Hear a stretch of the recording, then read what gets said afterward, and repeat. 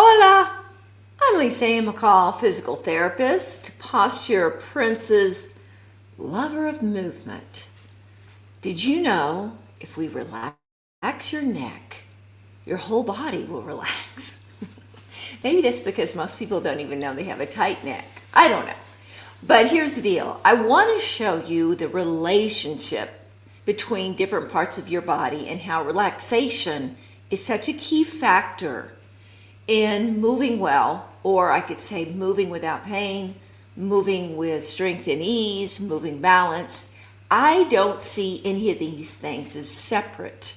I don't think of me teaching you to stretch or to be stronger or to heal an injury. I think of it as not separate, but all of those things are connected. Okay, so today we're going to talk about sitting reclined in a chair or sitting reclined on a couch. And I call it Recline is Divine in my book. And so the book is McCall Body Balance Method, Simple Concepts for Ageless Movement, that I published about 25 years ago. Okay, so today when we sit in the chair, I'm going to set it up for you to show you how. Then I'm going to show you how I go into relaxation for the neck. And then I'm going to do it again on the couch because I think the couch is more realistic. But here in the chair, it's easier for you to see the basic principles. Please get a chair if you can and do this with me. Now, it's ideal if you can get a lower back chair, but if you get a office chair, you just need to be able to lean back in it comfortably. So sometimes I tell people just get a pillow and put the pillow back there. So here we go. So here's just a standard chair, and the reason I use this is because I use this in my office a lot, and so it's not my office chair, but it's easier for you to see what I'm going to do. I put a pillow here because I don't want to lean back on the hardwood. It's for me just more comfortable to really relax back with this. So this seat is flat.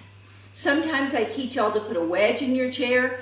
I teach you to put a wedge when you are going to sit up and you're working forward.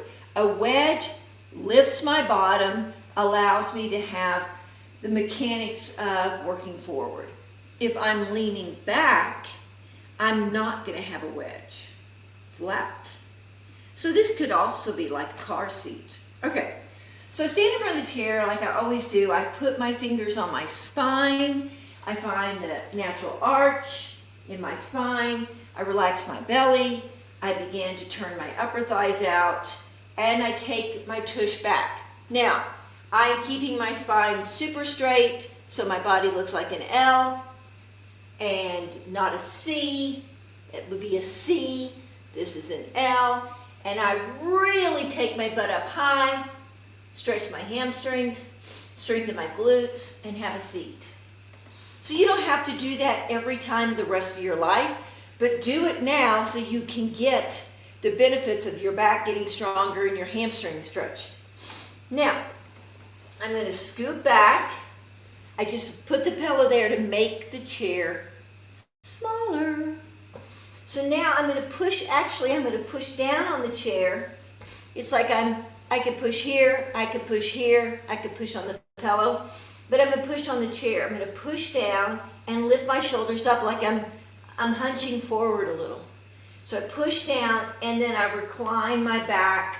I lift my back and then I let my back just slide down, and it's like the chair holds it. Now I've shown this on the couch before on a YouTube video, so you can go look at other times that I've shown this. Okay? Now, here comes the neck part. Well, actually, before I go there, I let go. I let go here. I let go here. I let go. Nothing needs to hold me. I do not hold anything. I don't mean nothing. Nothing needs to hold me in my body. The thing that is holding me is the chair. So yes, the chair is holding me. I do not hold me. Most people hold tension in their hip. We'll get over that. We'll talk about that later. So I kick my legs out. I let my legs go. I take a breath. Let my belly and chest go. Everything releases. The spine is being supported by the chair in a long, lengthened position. Okay, now, here's the neck part.